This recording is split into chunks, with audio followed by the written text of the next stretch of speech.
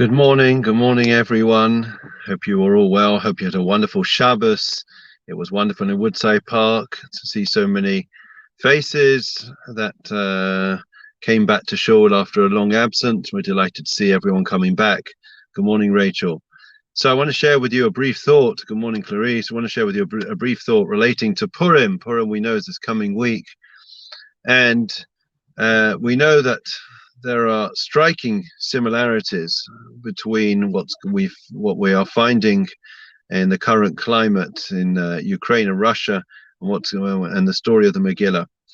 One of the most striking things is that we find about Haman, that he describes the Jewish people to Achashverosh. He's trying to persuade him and make a compelling argument that really the Jewish people, there should be a final solution, a decree to wipe out this nation. This was in the aftermath of Mordechai refusing to bow down to Haman.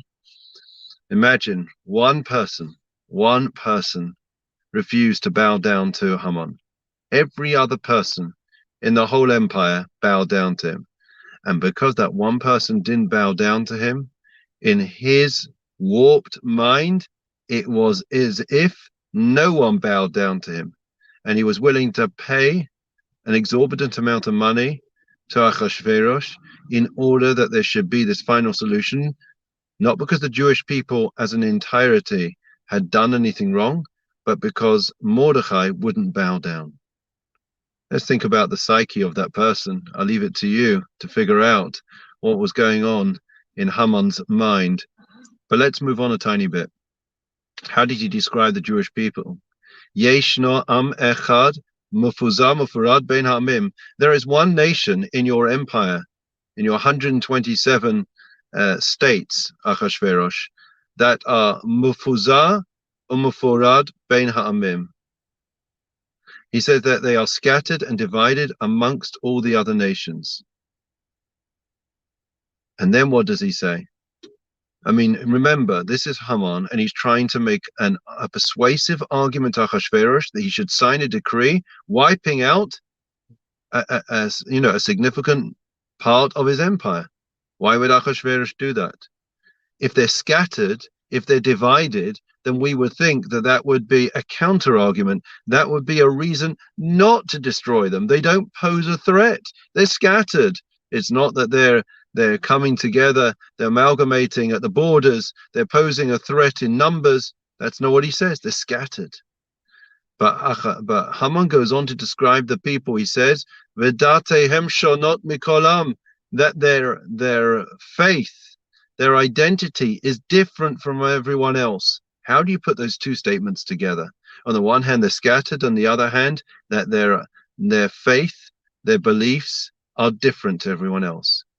Haman was telling Achashverosh friends that according to statistics, in the natural order of the world, a scattered nation is a forgotten nation.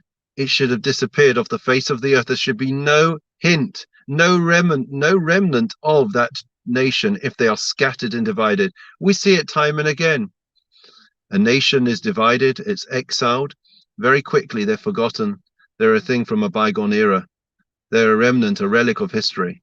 And yet the Jewish people, he said, they pose a threat. Why? Because v'datehem shonot mikolam, because they have different rules, different standards, different beliefs to you and I, and they're scattered. That's not a weakness. If you have a strong faith, a strong knowledge, and therefore you are scattered in all parts of this empire, it means you could influence. You could carry sway with those which are loyal citizens.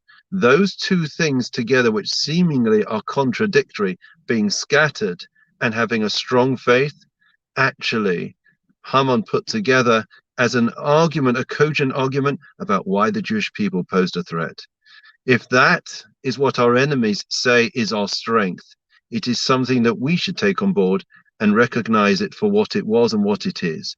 In other words, we may be scattered in amongst the four corners of the earth. As a nation, we're not living in one place. We're not living all in New York. We're not all living in London or in Jerusalem. But nonetheless, as long as we keep our faith, as long as we stay strong in our beliefs, in our identity, then we are simply untouchable. And it's already apparent to any objective observer. They are able to see the fundamental difference. We mentioned it last week, that Natan Sharansky mentioned it, between the Jewish people and others. The fact that there are Jews, our brothers and sisters in the Ukraine or on the borders of the Ukraine, and there is nothing that we won't do to help them, to support them. That in itself comes from our faith, it comes from our identity, our history, and it comes from our destiny. So please God, we should all take the message of Haman to heart, the message of a celebration of who we are. Rather than being ashamed, we should be proud, and we should be able to practice our faith and not take it for granted. And in that way, despite being scattered amongst all the nations, we'll be able to stay strong, staying shoulder together for ourselves and our brothers and sisters. Wishing everyone well. Please God, we'll see you tomorrow. In the meantime, have a great day. All the very